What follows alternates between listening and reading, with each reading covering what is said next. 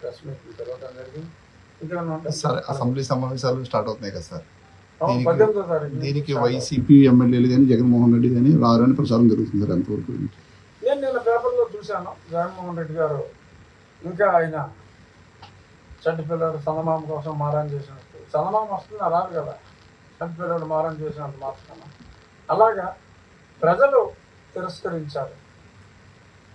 18 స్థానాలు మినిమం వస్తేనే మరి ఆ హోదా అనేది వస్తుంది. హోదా అనేది ప్రజలు ఇవ్వాల్సింది. జగన్మోహన్ రెడ్డి గారు ఢిల్లీలో ఒకసారి మరి తక్కువ సీట్లు వచ్చినా సరే కేజ్రీవాల్ గారు ఇచ్చారు.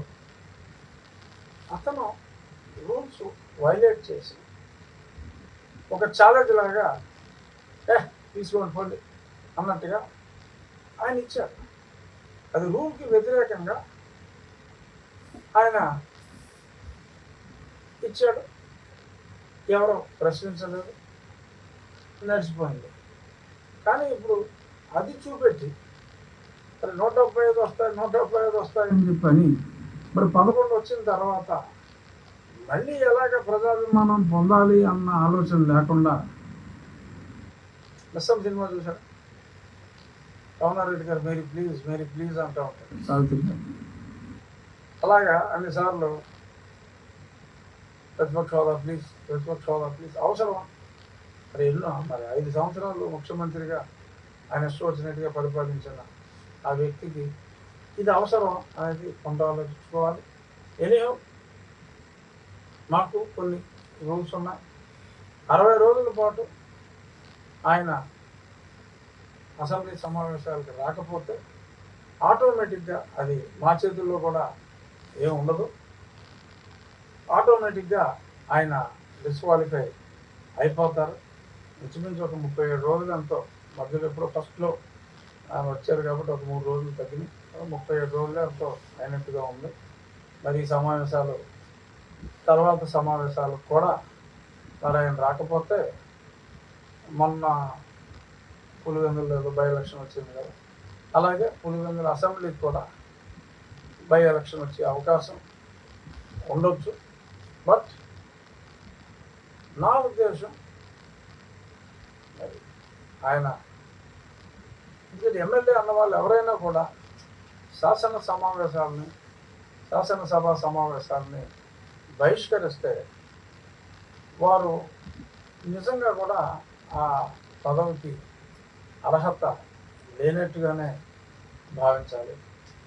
శాసనసభ్యులు శాసనసభ సమావేశాలకి రాకుండా మరి అందరిని ద్రాక్ష కోసం ఆరాటపడటం సమంజసం కాదు. మరి ఆయన జగన్మోహన్ రెడ్డి గారు వయసులో రాజకీయంగా మరి మాజీ ముఖ్యమంత్రి ఆయన, బట్ వయసులో ఆయనకన్నా నాకు ఒక 10 సంవత్సరాలు ఎక్కువ ఉంది కాబట్టి మరి వయసులో పెద్దవాడుగా మరి రాజకీయ అనుభవంలో మరి ఆయనకు ఉన్న అనుభవం నాకు లేకపోయినప్పటికీ వయసులో పెద్దవాడిగా శాసనసభ ఉపసభాపతిగా నేనైతే సమావేశాలకి ఆయన రావాలని కోరుకుంటున్నా. మొన్ననే గౌరవ ముఖ్యమంత్రి గారు కూడా సిద్ధమా సమావేశాలకి అని చెప్పి, ఎందుకంటే ఎక్కడికి వెళ్ళినా ఇదివరకు సిద్ధం అని చెప్పి పోస్టర్లు ఉండేవి. సో అందుకని సిద్ధమా అని చెప్పి గౌరవనీయ ముఖ్యమంత్రి వర్యులు కూడా మరి వారిని ప్రశ్నించడం జరిగింది. కావాలి అని కోరుకోవటం ఉపసభాపతిగా అది నా బాధ్యత. అంటే శాసనసభ్యులు అందరూ రావాలని కోరుకోవటం నా బాధ్యత, నా ఆకాంక్ష. బట్ మరి వస్తారా రారా అన్నది ఆయనకు, వారి శాసనసభ్యులకు అంటే వారి నిర్ణయం. మనం ఏం చేయగలం? వారు బై ఎలక్షన్ కోరుకొని మరి ఎందుకు ప్రజలు ఓటేయాలి?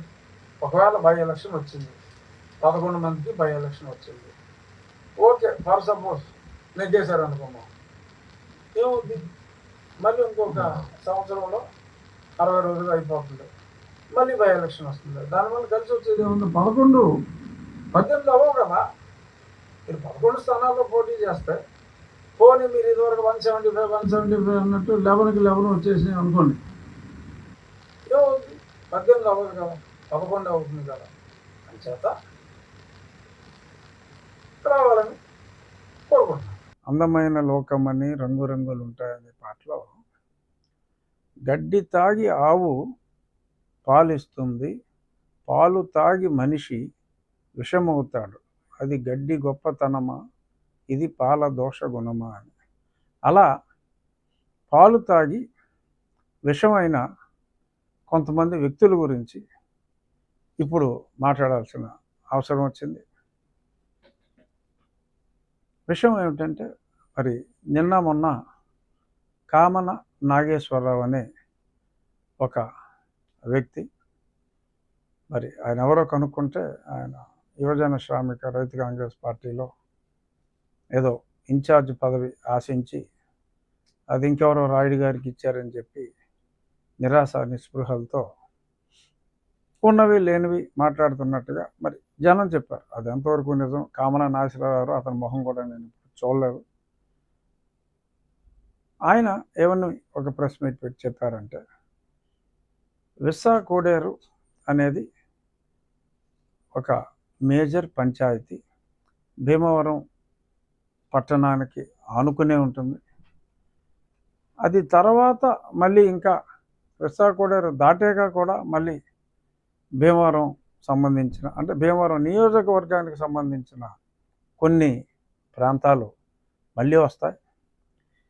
ఈ విస్సా కోడేరులో గతంలో మరి భీమవరానికి మంచినీళ్ళు లేనప్పుడు, మరి కొరత ఉన్నప్పుడు విస్సా కోడేరులో 35 ఎకరాలు 70 ఎకరాలు సేకరించి 35 ఎకరాల్లో చెరువు తవ్వారు, మంచినీటి చెరువు. ఈరోజు భీమవరానికి వచ్చే మంచినీళ్ళు భీమవరంలోనే ఉండాలి అంటే ఆ మంచినీళ్ళ చెరువుని తరలించుకుంటారా? నీకు మంచినీళ్ళ చెరువు విస్సా కోడేరు ఉండి నియోజకవర్గంలో ఉండొచ్చా? తాగేస్తావా? భీమవరం వాళ్ళకి ఇంకో 35 ఎకరాలు మంచినీటి వంకతో సేకరించింది ఇళ్ల స్థలాలకు ఇచ్చారు. ఎవరికి? ఉండి నియోజకవర్గ ప్రజలకు కాదు, భీమవరం నియోజకవర్గ ప్రజలకి ఇచ్చారు. ఎప్పుడు? జగన్మోహన్ రెడ్డి ముఖ్యమంత్రిగా ఉన్న సమయంలో భీమవరం నియోజకవర్గం వాళ్ళకి ఇళ్ల స్థలాలకి ఉండిచ్చారు. అప్పుడు ఉండి కావాల్సి వచ్చింది. విస్సా కోడేరు చెరువు తవ్వడానికి నీకు ఉండి కావాల్సి వచ్చింది. విస్సా కోడేరు అక్కడ ఉన్న వాళ్ళకి నీళ్ళు ఇవ్వకూడదని చెప్పి మరి ఇంత నీచంగా, అంటే మంచినీటి దగ్గర కూడా రాజకీయం చేస్తున్న, సరే లెక్కరు చెత్త లెక్కరు ఇచ్చారు, కొన్ని లక్షల కుటుంబాలు నాశనం అయిపోయినాయి, అదేదో జరుగుతుంది అనుకోండి. అది వరుసగా రోజుకి ఒకటి దొరుకుతున్నాడు, త్వరలో మరి ఇంకెవరు దొరుకుతారో అవన్నీ సపరేట్ ఆస్పెక్ట్స్. కనీసం మంచినీళ్ళ విషయంలో కూడా ఇంత దరిద్రంగా అక్కడ ఉన్న మంచినీరు క్వాలిటీ ఆ కాలనీకి ఇచ్చేది ఇది ప్రస్తుతం వచ్చేది. ఆ కాలనీ వాసులు మరి వచ్చి మొరపెట్టుకుంటే మాకు మంచినీళ్ళే లేవు అని మొరపెట్టుకుంటే టెంపరీగా ఆ విస్సా కోడేరు నుంచి ఊరికి దూరంగా ఉంది కాబట్టి ఇక్కడ మున్సిపాలిటీ వాటర్ లైన్కి 50 మీటర్ల దూరంలో ఉంది.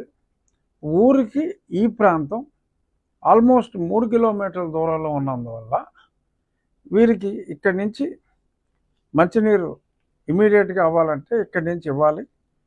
ఎందుకంటే భీమవరానికి వచ్చే మంచినీళ్ళు ట్యాంకే అక్కడ ఉంది కాబట్టి నేను అధికారులతో మాట్లాడి అక్కడ ఆ నీరు వాడిన వాళ్ళకి ఎంతోమందికి వాళ్ళ ఒళ్ళంతా ఎలా అయితే నీటి ఖర్చుకి తాగడానికి ఎలాగో నీళ్లు కొనుక్కోవాలి, ఇంట్లో ఏం ప్యూరిఫైర్లు పెట్టినా అవ్వట్లా, స్నానం చేయడానికి కూడా ఎంతో ఇబ్బంది పెడుతున్న పరిస్థితుల్లో, ఎంతో ఇబ్బంది పడుతున్న అలా దీన పరిస్థితి చూసి సంబంధిత అధికారులతో మాట్లాడి చట్టాలకు అనుగుణంగా, అంటే వాళ్ళు మేము double the water amount charge చేయాల్సి వస్తుంది అంటే డబుల్ ది అమౌంటే మీరు ఛార్జ్ చేయండి అని చెప్పి ఆల్రెడీ వాళ్ళ డబుల్ ది అమౌంట్ పే చేసి, అంటే అసలు పేమెంటు చేయలేదన్నట్టుగా ఆ కామన్ నాగేశ్వరరావు మాట్లాడితే డబ్బులు పే చేశారు.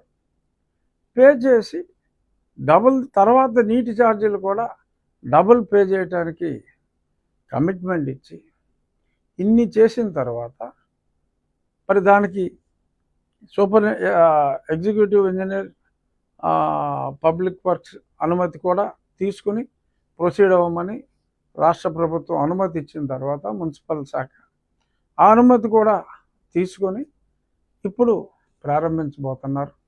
ఒక 50 ఇళ్ళకి తాగటానికి లేక, స్నానాలు చేయడానికి కూడా వీలు లేక ఇబ్బందులు పడుతూ ఉంటే ఏ ఊరు నుంచి అంటే తల్లి పాలు తాగి రొమ్ము గుద్దే నీచ సంస్కృతి ఈ నాయకుల్లో, ఆ పార్టీకి సంబంధించిన నాయకులు నాకు తెలిసి ఇటువంటి విషపురుగుల్ని ఈవెన్ ఆ పార్టీ అధినేతలు కూడా హర్షించరేమో అని నేను అనుకుంటున్నా. భీమవరం కాలనీ అక్కడ ఈ తాగి ప్రతి చుక్క వచ్చేది అక్కడి నుంచా?